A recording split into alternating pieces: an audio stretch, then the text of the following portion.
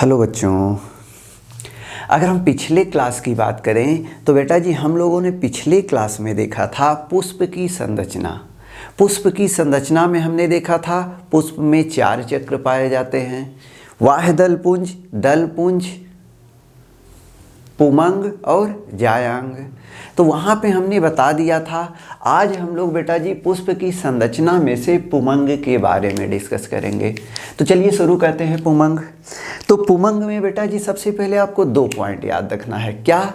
ये जो पुमंग है ये पुष्प के नर जनन अंग को प्रदर्शित करता है,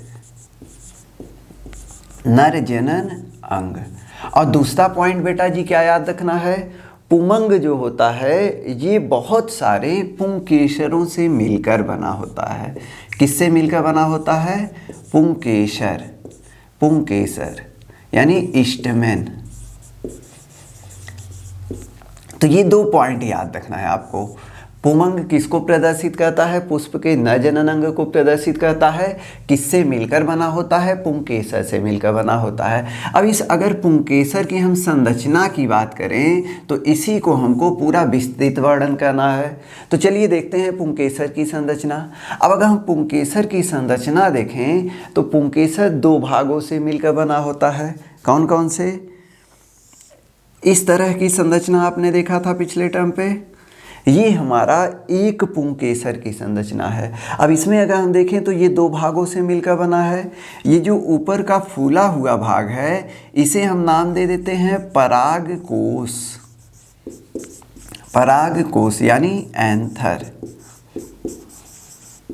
और ये जो इसका पतला है, पतला हिस्सा, इसको हम नाम दे देते हैं तंतु या पुतंतु यानी फिलामेंट।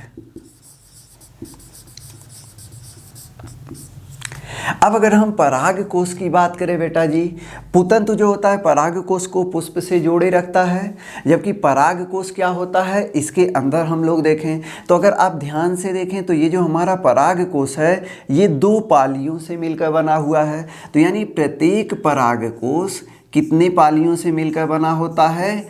2 पाली यानी 2 लोब।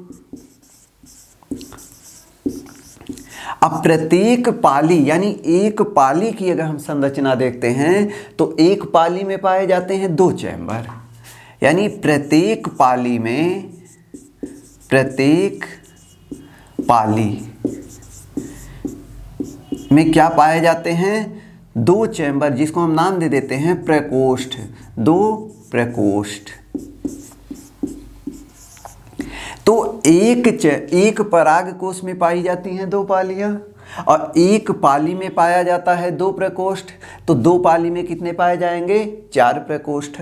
और इन प्रकोष्ठ को हम किस नाम से जानते हैं? तो याद रखना बेटा जी, इन्हीं प्रकोष्ठ को हम लोग सूक्ष्म बीजाणुधानी के नाम से जानते हैं। सूक्ष्म बीजाणुधानी यानी माइक्रोस्पोरेंजियम, माइक्रोस्पोरेंजियम, या इसी का दूसरा नाम है परागपुट, परागपुट, पॉलन सैक।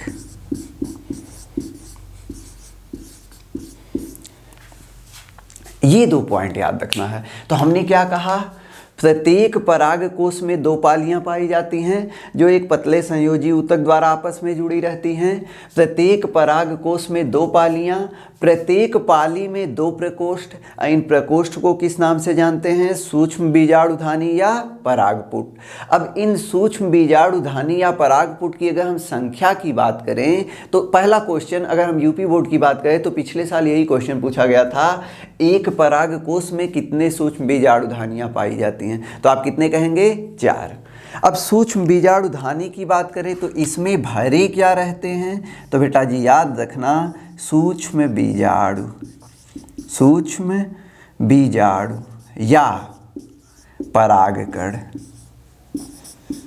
परागकण। तो ये चीज़ अभी हम लोग आगे जब हम लोग परागकोश या हम कह सकते हैं सूक्ष्म बीजाणुधानी की संरचना देखेंगे तो उसमें हम लोग पढ़ लेंगे। तो इतना पॉइंट क्लियर हो गया आपका। अब इसके आगे हमको पढ़ना है बेटा जी सूक्ष्म बीजाणुधानी की संरचना। तो चलिए वही शुरू करते हैं।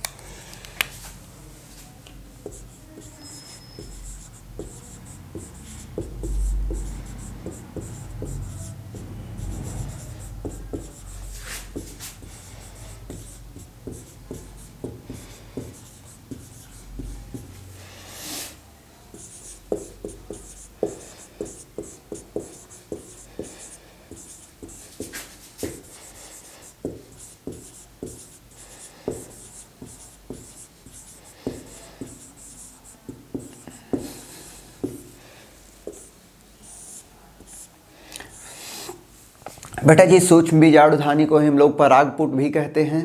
तो यानी इसको 2-3 तरह से क्वेश्चन पूछ लेता है, या तो कहेगा सूक्ष्म बीजाणुधानी की संरचना, या तो कहेगा परागपुट की संरचना, या तो कह देगा परागकोश की संरचना। सारे क्वेश्चन एक ही बनते हैं। तो अगर हम सूक्ष्म बीजाणुधानी की संरचना की बात करें तो सबसे पहले हम लोग संरचना देखेंगे।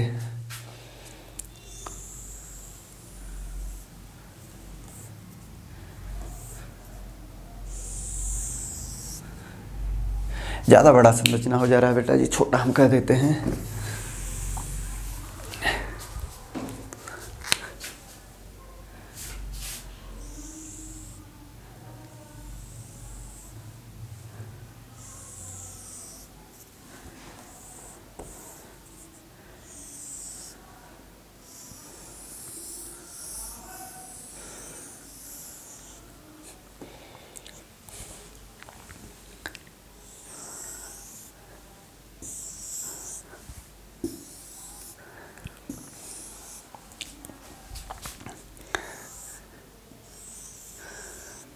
बेटा जी ये जो हमारा एंथर है ना, जब इसका हम डाइसेक्शन काट करके देखते हैं तो हमको ये संरचना दिखाई देता है। अब इस संरचना में अगर ध्यान से देखें, अगर इसको हम बीच से एकदम डिवाइड कर दें तो ये 2 बराबर भागों में बट गया। तो यानी इसको हम नाम दे देते हैं, 2 पालियां हो गई इसकी। अब एक पाली में हमने कहा 2 चैम्बर पाए जाते हैं, तो एक चैम्बर ये, दूसरा चैम्बर ये, एक चैम्बर ये, दूसरा चैम्बर ये। तो ये जो चैम्बर दिख रहा है इसी को हम लोग सूक्ष्म बीजाणुधानी कहते हैं, और इसी की संरचना हमको जानना है। तो अब देखते हैं इसमें क्या क्या संरचनाएं पाई जाती हैं। तो अगर ध्यान से देखते हैं जब इसकी संरचना, तो ये जो सूक्ष्म बीजाणुधानी है इसका जो सबसे बाहरी स्तर होता है एकदम पतली पतली कोशिकाओं से मिलकर बना होता है, जिसे हम नाम दे देते हैं बाह्य त्वचा। इस सबसे बाहरी ऊपरी परत को क्या कहते हैं? बाह्य त्वचा, यानी एपिडर्मिस।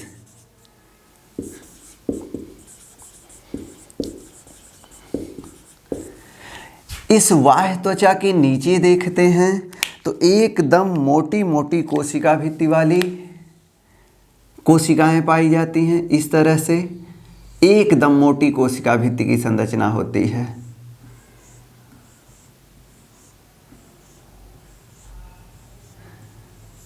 इनकी कोशिका भित्ति बहुत मोटी होती है।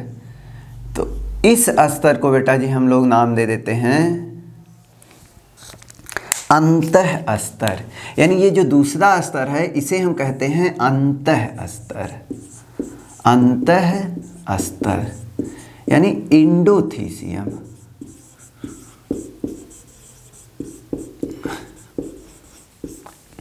इसके नीचे जब आते हैं हम, तो इसके नीचे एकदम पतली पतली कोशिकाओं का 3 से 5 स्तर पाया जाता है। ये देख सकते हैं आप ऐसे। और इस स्तर को बेटा जी हम लोग नाम दे देते हैं मध्य स्तर। क्या नाम दे देते हैं? मध्य स्तर, मिडिल लेयर। Middle layer. इस मध्य स्तर की जब हम नीचे देखते हैं तो इसको हम मिटा देते हैं, आप समझ जाएंगे अब। तो इस मध्य स्तर की जब हम नीचे देखते हैं तो एक और कोशिकाओं का स्तर पाया जाता है इस तरह से, जिसमें 1 से अधिक केंद्रक पाए जाते हैं, सघन जीव द्रव्य पाया जाता है, कोशिका भित्ति बहुत पतली होती है। ये इन कोशिकाओं की पहचान है।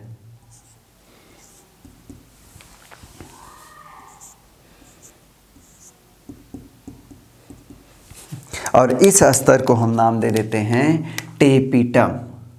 क्या नाम दे देते हैं बेटा जी? टेपिटम। हिंदी इंग्लिश एक ही नाम याद रखिएगा, टेपिटम। तो हमने क्या कहा?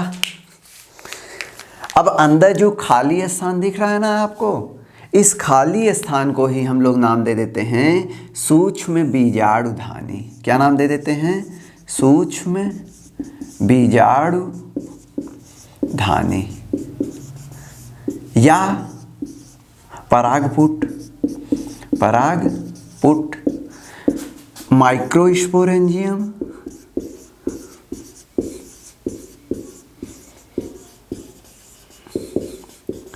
या पॉलन सैक।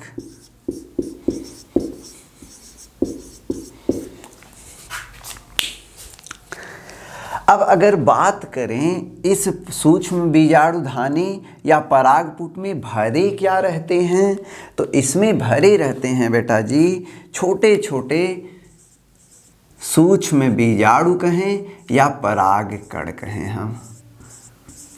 तो इस संरचना को हम नाम क्या दे देते हैं, सूक्ष्म बीजाणु या पराग कण। अभी इसके बारे में बेटा जी हमको बहुत अच्छे से पढ़ना है, तो परेशान मत होना। सूक्ष्म बीजाणु या पराग कण माइक्रोस्पोर या पॉलन ग्रेन।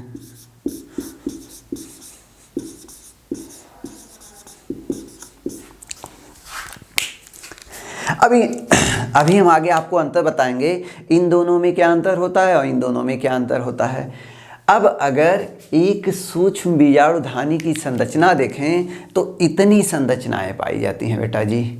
एक पराग कोश में 2 पालियां होती हैं, प्रत्येक पाली में 2 चैम्बर पाए जाते हैं। इन चैम्बर्स को ही हम लोग सूक्ष्म बीजाणुधानी कहते हैं। सूक्ष्म बीजाणुधानी कितने स्तरों से घिरा होता है, तब आप क्या कहेंगे, 4 स्तरों से घिरा होता है। बाह्य त्वचा, अंतः स्तर, मध्य स्तर और टेपिटम। बाह्य त्वचा सबसे बाहरी स्तर होता है, एकदम पतली कोशिकाओं से मिलकर बना होता है। अंतः स्तर मोटी कोशिका भित्ति वाली कोशिकाओं से मिलकर बना होता है। और मध्य स्तर 3 से 5 पतली पतली कोशिकाओं का स्तर होता है। अब ऊपर की अगर 3 स्तरों की बात करें तो इनका काम बेटा जी होता है सुरक्षा का, प्रोटेक्शन का। और क्या काम करते हैं, अस्फुटन। अस्फुटन का मतलब है बेटा जी जब परागकोश पूरी तरह से परिपक्व हो जाता है तो वो फटता है। तो फटता है इसी की अगर हम मेनली बात करें तो इस अंतः स्तर की कोशिकाओं की वजह से। तो उसके बारे में कभी बाद में चर्चा करेंगे। तो ऊपर के 3 स्तर का क्या काम हो गया, सुरक्षा और अस्फुटन में भाग लेते हैं। लेकिन बेटा जी परागकोश का जो सबसे आंतरिक स्तर होता है उसे हम नाम दे देते हैं टेपिटम। टेपिटम के बारे में आपको 3 बातें याद रखनी हैं। क्या बातें याद रखेंगी, टेपिटम की जो कोशिकाएं होती हैं ये पतली कोशिका भित्ति वाली होती हैं। दूसरा पॉइंट, इसमें सघन जीव द्रव्य पाया जाता है। सघन जीव द्रव्य का मतलब है बेटा जी इसमें बहुत ज़्यादा संचित भोज्य पदार्थ पाया जाता है।